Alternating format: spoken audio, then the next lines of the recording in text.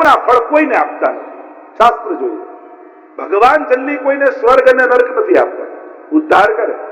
આપણે કૃપા કરીને ઉદ્ધાર કરે. સ્વર્ગ અને નર્ક કર્મના પરિણામ છે, એટલે ભગવાન જલ્દી નથી આપતા. એ ભલે રાવણ હોય કે કંસ હોય, ભગવાન એને નર્કમાં કે સ્વર્ગમાં ન મોકલે, એનો ઉદ્ધાર કરે. એટલે લોકો એમ માને કે ગીતાજીમાં કર્મની પ્રધાનતા અને કર્મનો સિદ્ધાંત. અરે ના, સ્પષ્ટ ભગવાન બે હાથ ફેલાવીને ભક્તને કહે, સર્વ ધર્માન પરિત્યજ્ય મામ એકમ શરણમ વ્રજ. મારા એકની શરણમાં આવો. અને જીવ કે મેં તો અનેક પાપ કર્યા છે. ભગવાન કે એટલે તો કહું છું, મારી પાસે આવો, કારણ કે આ દુનિયામાં મારા સિવાય તને પાપમાંથી કોઈ મુક્ત કરાવી શકે નહીં. અહં ત્વા સર્વ પાપેભ્યો મોક્ષયિષ્યામિ મા શુચ. સજા આપે ભગવાન નહીં, ક્ષમા આપે ભગવાન. તમે જાઓ ને હિસાબના ચોપડા ખોલીને બેઠો, એનું નામ પરમાત્મા નહીં, એનું નામ ઈશ્વર નહીં, એનું નામ ભગવાન નહીં, પણ ચોપડાઓ બંધ કરી અને તમને ગળે લગાડી લે, એનું નામ પરમાત્મા છે. અને એટલા માટે જીવનમાં એક સૂત્ર લખી રાખજો, ભગવાન પાસે જવાનો જ્યારે પણ અવસર મળે, ભગવત સેવા કરવાનો જ્યારે પણ અવસર મળે, ત્યારે પોતાના કર્મોને યાદ કરીને બેઠા ન રહી જતા. ઘણી વાર ઘણાને અવસર મળે, પણ એમ મારી અંદર તો આ ખોટી આદત, મારી તો આ ખરાબ ટેવ, મારે તો આટલા અપરાધ, મારે તો આટલા, મેં તો આટલા પાપ કર્યા છે. અરે પ્રભુ સિવાય પાપમાંથી કોઈ છોડાવી શકે એમ નથી. પ્રભુ જ તો એક છે. કાળ, કર્મ અને સ્વભાવ ત્રણેયનું અતિક્રમણ કરીને જે સ્વીકારે, એનું નામ જ કૃપા છે. અને એટલા માટે જ્યારે પણ પ્રભુ પાસે જવાનો, પ્રભુના સત્સંગમાં જવાનો, ભગવત સેવા કરવાનો અવસર મળે, ત્યારે પોતાના પાપનો વિચાર કરીને અળગા ન રહેતા. ઉલટાનું દોડજો, धावन निमिल्लवा नेत्रे न स्खले न पते दिया. भागवत जी तो कहता है कि ये मार्ग ऐसा है भक्ति मार्ग का, आंख બંધ કરીને દોડો. અહીંયા પડવાનો કે વાગવાનો ભય નથી, કારણ કે જેણે ઊભા કરતા કર્યા છે ને, એ તમને ક્યારે પડવા નહીં દે. ઘણી વાર માં ચલાવતા શીખવતી હોય ને બાળકને, ત્યારે આંગળીઓ છોડે અને દૂર ઉભી રહીને કે આવ બેટા, અને બાળક દોડતું દોડતું જ્યાં ત્રાસુ થઈને પડવા જાય, દોડતી જઈને ખોળે લે. આંગળી છોડવી એ માનો ક્રોધ કે માની અપ્રસન્નતા નથી, બાળક ચાલતો થાય એના માટે ઘણી વાર આંગળી છોડે. એમ આપણને પણ ઘણી વાર એમ લાગે કે પ્રભુ નારાજ થઈ ગયા, મારાથી દૂર થઈ ગયા, પ્રભુની જાણે કૃપા નથી. અરે કૃપા અકૃપા પ્રભુની આ નથી, તમે ચાલતા થાઓ એના માટે ભગવાન દૂર ઉભો છે. એટલે જ ભગવદીઓ પણ એમ કહે ને કે જયારે આ પાણીમાં જે વસ્તુ નાખો એ બધી ડૂબી જાય, પણ આ પાણીને લાકડા જોડે એવો કયો પ્રેમ છે કે લાકડું નાખો તો તરવા લાગે. જલ ન ડુબાવે કાષ્ઠ કો, યહ કોન પ્રેમ કી રીત. એવો કયો પ્રેમ એને પાણી સાથે છે કે બધાને ડુબાડે, લાકડાને ન ડુબાડે. જલ ન ડુબાવે કાષ્ઠ કો, યહ કોન પ્રેમ કી રીત. અને ત્યારે પાણીએ કહ્યું કે અપનો સિંચ્યો જાન કે યે હે બડે કી રીત. જેને મેં જ સિંચીને મોટું કર્યું હોય એને હું ડૂબવા ન દઉં. એ ભક્તિ માર્ગમાં પ્રભુ જ સિંચીને જ ભક્તને મોટો કરે છે, અને એ જ ક્યારે પતન થવા નહીં દે, એવા ભરોસા સાથે આ માર્ગમાં દોડો.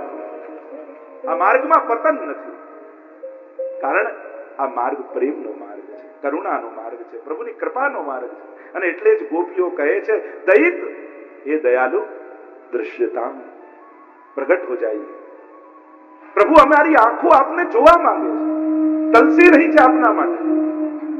રૂપ દેખ નૈના પલક લાગે નહીં. જો ઘણી વાર એમ થાય લોભ, ક્રોધ, ઈર્ષા, લાલચ આ બધું ખરાબ છે, તો પ્રભુએ આપણી અંદર નાખ્યું કેમ? આ બધી વસ્તુ ખરાબ નથી, આપણે ખોટી જગ્યાએ એને વાપરીએ છીએ. અમારા ભગવદીઓ કહે કે લાલચ ખરાબ નથી, પણ લોચન લાલચી ભય. આ લાલચને દર્શન કરતી સમયે આંખોમાં રાખી દો તો લાલચ જ તમારા ઉદ્ધારનું કારણ બની જશે. ખોટી જગ્યાએ વાપરીએ છીએ, જો એને યોગ્ય જગ્યાએ મૂકો ને તો આ જ ઉદ્ધારનું કારણ છે. કૃષ્ણદાસ અધિકારી એ નાચતી બજારમાં, આગ્રાની બજારમાં નાચી રહેલી ગણિકા લઈને આવ્યા ને શ્રીનાથજીની સન્મુખ ખડી કરી, કહ્યું કે અહીંયા નાચ. અને મેરો મન ગિરધર છબી પર અટક્યો. નાચતા નાચતા ઠાકોરજી સદે લીલામાં લઈ લીધી. બસ આ દૃશ્યતા. જો પ્રભુ આપણને કેમ દેખાતા નથી, કેમ મળતા નથી, એનું એક જ કારણ છે, આપણને ભગવાન વગર ચાલી જાય છે, એટલા માટે ચલાવી રાખે છે. જે ક્ષણે તમને એમ થશે કે હવે પ્રભુ વગર નહીં જીવાય, હવે પ્રભુ વગર નહીં ચાલે, એ જ ક્ષણે ઠાકોરજી પ્રગટ થઈ જશે. ભક્તને એ લાલસા છે. કોઈ ગમે તેટલી તત્વચિંતનની વાતો કરે, પણ ભક્તને એમ છે કે મારે તો આ આંખે પ્રભુને જોવા છે, મારે તો આ આંખે. ત્યારે આંખોની તૃપ્તિ થાય ને. ક્ષણવતામ ફલ ઇદમ ન પરમ પિદામ. ગોપીઓ એટલે જ કે આંખોનું ફળ જ પ્રભુ આપ છો. એ નહીં દૃશ્યતામ પ્રગટ હો જાઈએ. અને એટલા માટે જયારે દર્શન કરવા જઈએ ત્યારે આંખોમાં દર્શનની લાલસા છે. એ બહુ જ મહત્વ. દર્શન કેમ કરાય તો વેણુ ગીતમાં હરણીએ આપણને શીખવાડ્યું. મૂળ છે છતાંય આંખોમાં પ્રેમ લઈને જાય છે. ધન્યાસ્મ મૂળ મતયોપી હરિ કહેતા યા નંદ નંદન મુપાત વિચિત્ર વેશમ આકર્ણ વેણુ રણિતં સહ કૃષ્ણ સારા પૂજામ દધુ વિરચિતામ પ્રણયાવલોકૈ. કૃષ્ણ સારા ભાગ્યશાળી કેમ છે? ધન્ય ધન્ય કોઈને ન કયા, પણ ગોપીઓએ હરણીઓને ધન્ય કહ્યા. જો તો ખરા, આટલા લોકોને આપણે ત્યાં ધન્ય કહ્યા છે. એક યમુનાજીને ધન્ય શ્રી યમને નિધિ દેન હારે, બીજા યશોદાજીને ધન્ય યશોદા ભાગ્ય તિહારે જીન એસો સુત જાયો હો, ત્રીજા ધન્ય ભગવદીઓને કયા ધન્ય ધન્ય ભાગ દાસ નિજજન કે જો યહ દર્શન પાવે હો, અને ચોથા ધન્ય હરણીઓને કયા છે. કારણ પહેલી શરત તો એ અહીંયા ગોપીઓ કહે કે અમે એકલી એકલી પ્રભુને યાદ કરીએ ને પ્રભુના દર્શન કરીએ, અને ત્યાં હરણીઓ સહકૃષ્ણ સારા સાથે પોતાના પતિઓને લઈને ગઈ છે. ધન્યાસ્તુ મૂઢમતયો અપિહ્યતા. અને એટલા માટે હરણીઓ ધન્ય છે. કારણ પહેલી શરત એકલા નથી ગયા, સહકૃષ્ણ સારા. કૃષ્ણ સારા ને એટલા માટે જ્યારે પણ દર્શન કરવા જાઓ ને ત્યારે બને તો એકલા ન જતા, ઘરવાળાને લઈને જજો. બને તો પરિવાર સાથે જજો. આજે તકલીફની વાત એ છે કે અઠવાડિયામાં 7 દિવસમાં કોઈ એક દિવસ એવો નથી આવતો કે ઘરના બધા ભેગા મળી કોઈ એક જગ્યાએ જઈએ. અને છોકરાઓને જ્યાં ગમતું હોય ત્યાં મા બાપને ન ગમતું હોય, મા બાપને જ્યાં ગમતું હોય ત્યાં દાદા દાદીને ન ગમતું હોય, બધાને ક્યાંક એક જગ્યાએ જવાની જગ્યાઓ ખતમ થઈ ગઈ છે. બાળકોને પણ કહો કે 7 દિવસ તું કહીશ એ કરીશ, પણ રવિવારે તારે મારી વાત માનવી પડશે. હવેલીઓમાં જ્યાં પાઠશાળા ચાલતી હોય ત્યાં બાળકોને મોકલો. એક નિયમ બનાવો. દર્શનની લાલસા ગોપીઓને સીધા વિષય પર આવું. દૈત દૃશ્યતા દીક્ષુ તાવકા. કેમ લાલસા છે? કારણ કે તમારા છે એટલા માટે. જો ગોપી ગીતની શરૂઆત તાવકાથી થઈ અને ગીતાજીની શરૂઆત મામકાથી થઈ. બંનેની જો તુલના કરીએ તો ગીતાજીનો પ્રારંભ તમે જુઓ, ધર્મ ક્ષેત્રે કુરુક્ષેત્રે સમવેતા યુયુત્સવ મામકાહ પાંડવાશ્ચૈવ કિમ અકુર્વત સંજય.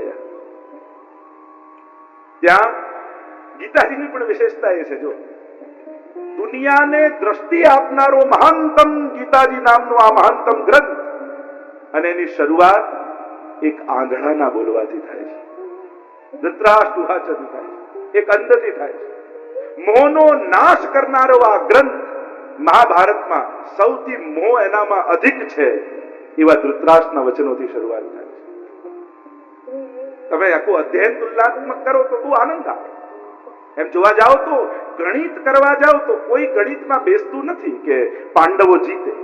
કોઈ ગણિતમાં બેસતું નથી. એક બાજુ 11 અક્ષોહિણી સેના અને ક્યાંક 7 અક્ષોહિણી સેના, અને પાછા પણ 11 અક્ષોહિણી સેનામાં કેવા પણ ધુરંધરો તિમિંગલઈ, કેવા તિમિંગલો સામે ઉભા છે. ચિરંજીવીઓ જેમને કયા છે, અશ્વત્થામા બલિર્વ્યાસો હનુમાશ વિભીષણ કૃપા પરશુરામશ્ચ સપ્તૈતે ચિરજીવીન.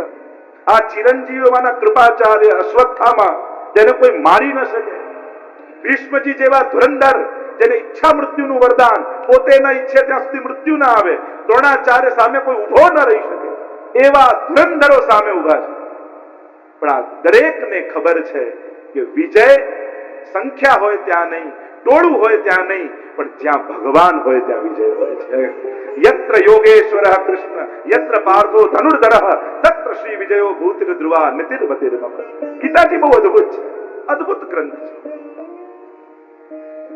તો આવા મામકાથી જ્યાં શરૂઆત થઈ, અને તમે જેવું બોલો ને ઠાકોરજી એવું કરે. આપણે કહીએ મારું મારું મારું તો ભગવાન કે તને મારું. અને આપણે કહીએ તારું તારું તારું, તો પ્રભુ કે તને ભવસાગર તારું. તમે જેમ બોલો એમ થાય.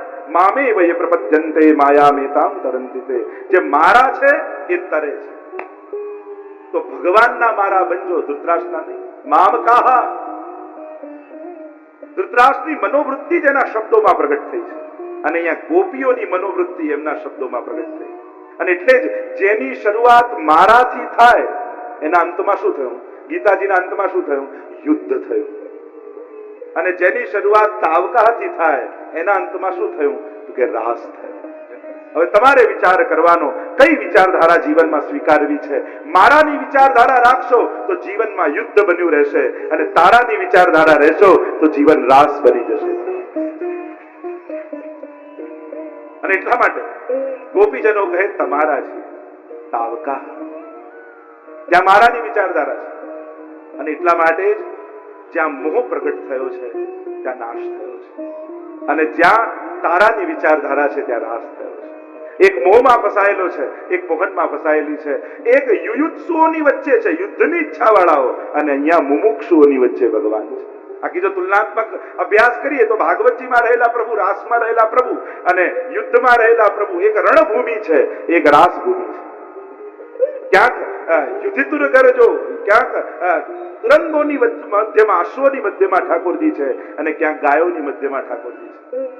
ક્યાંક હાથમાં શંખ પ્રભુએ લીધેલો છે, અને ક્યાંક પ્રભુએ વેણુ હાથમાં લીધેલું છે. બધાનું તુલનાત્મક સુંદર અધ્યયન થઈ શકે. ગોપીઓ કહેવા લાગી દીક્ષુ તાવકા, અમે તમારા છીએ એટલે તમને કહીએ છીએ. ત્વયી ધૃતાસ્વત્વામ વિચિંતતે. તમારા પણ છીએ એમ નથી કહ્યું, તમારા જ છીએ એમ કહ્યું.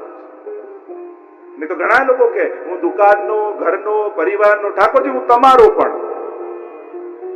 જો બાળકની આદત હોય, નાનું બાળક હોય ને, એને શેર કરવું ન ગમે. તમે નાના બાળકને કોઈ વસ્તુ લાવીને આપો ને અને એમ કહો કે બધા વાટીને ખાજો, તો વાટીને ખાતા બાળકને ના આવે, એને તો આખું જ જોઈએ. એમ આપણા સેવ્ય ઠાકોરજી પણ બાલક છે. એને પણ તમને શેર કરવા ગમતા નથી કે તું પરિવારનો થા, સંસારનો થા, દુકાનનો થા, અને સવારે 2 કલાક મારો થા એવું મારે નથી જોઈતું.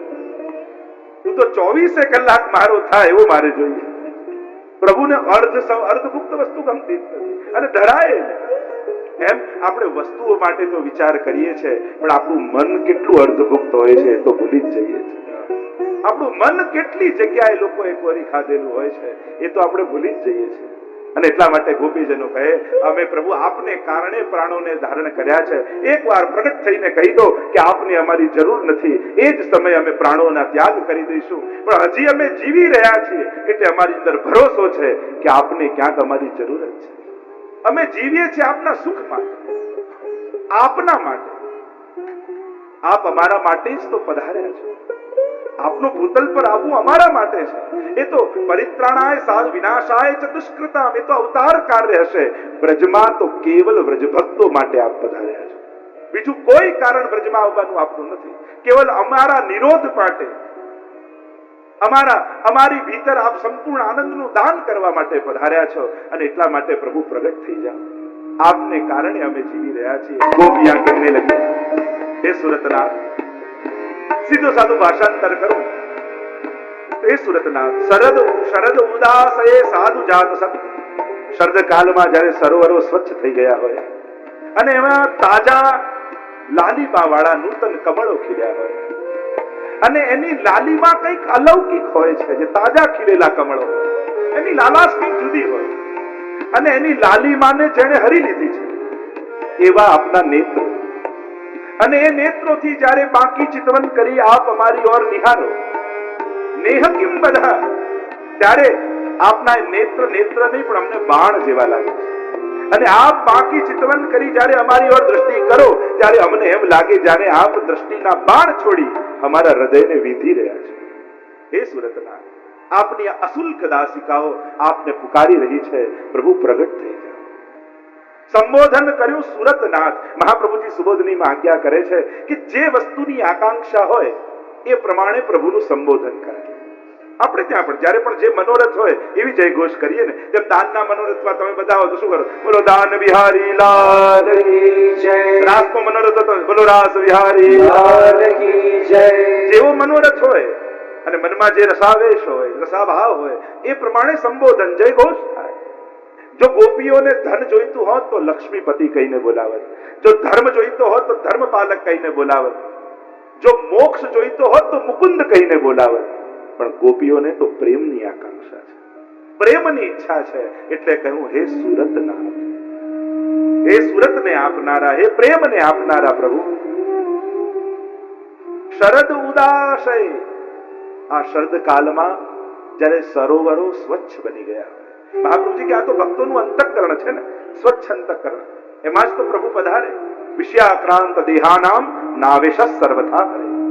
જેમ બળતા ઘરમાં કોઈ રહી ન શકે, જેમ એમ જ જેનું અંતઃકરણ વિષયોથી બળતું હોય ને, તો એમાં ભગવાન પણ રહી શકતા નથી. એટલે જેનું અંતઃકરણ શુદ્ધ છે એ ભક્તોનું અંતઃકરણ, અને એમાં ખીલેલા તાજા કમળ, એની લાલીમાં જેણે હરી છે એવા આપના નેત્ર. જો પ્રભુના નેત્ર પણ સુંદર છે અને પ્રભુની દ્રષ્ટિ પણ સુંદર છે. નહીં તો દુનિયામાં આ બંને સુંદર કદાચ નહીં સંભવે. આપણે કહીએ ને, આની આંખ ભલે સારી હોય પણ આની નજર સારી નથી. આપણે ઘણી વાર કે આની નજર બરાબર નથી. આંખ ગમે તેટલી સારી હોય, ડોક્ટર પાસે ચેક કરાય, પણ નજર ચેક કરાવવા તો ગુરુ પાસે જવું પડે. કારણ કે અજ્ઞાન તિમિરાન દશ્ય ખ્યાનાંજન શલાકયા ચક્ષુરુન્મિલિતમ યેન તસ્મૈ શ્રી ગુરવે નમઃ. એટલે પુષ્ટિ માર્ગમાં તો કટાક્ષ નેત્રો હોય, સામે ન જુએ ઠાકોર, આમ નાવ જેવા લાગે. મોહન નૈના આપકે નૌકા કે આકાર, मोहन नैना आपके नौका के आकार, और जो इनमें बस गए हो गए भव से पार. આ નાવમાં જે વસી ગયા એ તો ભવપાર થઈ ગયા. ચાર રંગ પ્રભુની દ્રષ્ટિમાં દેખાય, નેત્રોમાં દેખાય. શ્યામ કીકી હોય, થોડું પીત હોય, શ્વેત અને ખૂણા લાલાશ હોય. આ ચાર રંગ પ્રભુના. અને ચાર રંગ જો ચોવા, ચંદન, અબીર અને ગુલાલ, ચાર યુથના ભાવ જે કહીએ આપણે. ગુંજામાળામાં આપણે ચાર રંગનો ભાવ કરીએ છીએ. આચાર્યો અને વિદ્વાનો એવી આજ્ઞા કરે કે ચાર રસ પ્રભુની દ્રષ્ટિમાં બિરાજે છે. કોટી ચાંચલ્યામૃત, મંદ હાસ્યામૃત, લાવણ્યામૃત અને આરુણ્યામૃત. આ ચાર અમૃત પ્રભુની દ્રષ્ટિમાં છે. અને એક વસ્તુ યાદ રાખજો, પ્રભુ દર્શન બધાને આપે પણ નજર બધાને ના આપે, દ્રષ્ટિ બધાને ના આપે. પૂતના આવીને તો પ્રભુએ નેત્રો બંધ કરી દીધા. પૂતનાને પ્રભુના દર્શન થયા પણ પ્રભુએ એના તરફ દ્રષ્ટિ ન કરી. નાથ દ્વારા તો હજારો લોકો જતા હોય, બધા શ્રીનાથજીને જોતા હોય, પણ શ્રીનાથજી બધાને જુએ જરૂરી નથી. તો કોના ઉપર શ્રીજીની દ્રષ્ટિ પડે? જેના મુખમાં વલ્લભનું નામ હોય ને, એના ઉપર શ્રીજીની દ્રષ્ટિ પડે. એટલે તો શ્રીનાથજી બાબા માટે કઈ ઉક્ષિપ્ત હસ્ત પુરુષો ભક્તમાં ઊંચો હાથ કરીને બોલાવે છે. તો જો બોલાવતા હોય કોઈ તો આમ બોલાવે, આમ બોલાવે. કોઈ બોલાવે તો હાથ આમ કરીને બોલાવે કે આવો આવો આવો, આ તો શ્રીનાથજીનો હાથ તો આમ છે. આમ કેમ બોલાવે? તો ભાવ એ બતાવ્યો કે શ્રીનાથજીનું વામ અંગ છે ને એ સ્વામીજી છે, અને સ્વામીજી રૂપ શ્રી વલ્લભ છે. એટલે શ્રીજી કહે સીધો ના આવ, વલ્લભ તરફ થઈને આવ તો મારી પ્રાપ્તિ તને. આ ભાવ એટલે જ આમ કરીને બોલાવે. તો પ્રભુ દર્શન બધાને આપે. જો મળવું બધો આધાર છે એની જતી વખતના જોવા પર. બધો આધાર છે એની જતી વખતના જોવા પર. મુલાકાતથી નથી મળતા મોહબ્બતના પુરાવા. મળવાથી કઈ પ્રેમ ન થાય, પણ જયારે માણસ જતો હોય અને છેલ્લી નજર જયારે પડે એના પરથી ખબર પડે પ્રેમ છે, નફરત છે, મિલનનો આનંદ છે કે છૂટવાની ખુશી છે. મિલત એક દારુણ દુઃખ દેઈ और વિચરત અન્ય પ્રાણ હર દે. આ દ્રષ્ટિ એટલે જો શૃંગારસ મંડનમાં ગુસાઈજી આજ્ઞા કરે છે કે પ્રભુની દ્રષ્ટિ ત્રણ વસ્તુનું દાન, ત્રણ વસ્તુ હરી લે છે ભક્તની અંદર. એક, પ્રભુની દ્રષ્ટિ જેના પર પડે એનો વિવેક ઠાકોરજી હરી લે છે. કોણ શું કહેશે, હું શું કરું છું, લજ્જા પ્રણાશ એ પણ પ્રેમનું એક અંગ છે. વિવેક જતો રહે. બીજું ધૈર્ય જતો રહે. ધૈર્ય ખૂટી જાય ક્યારે? પ્રભુને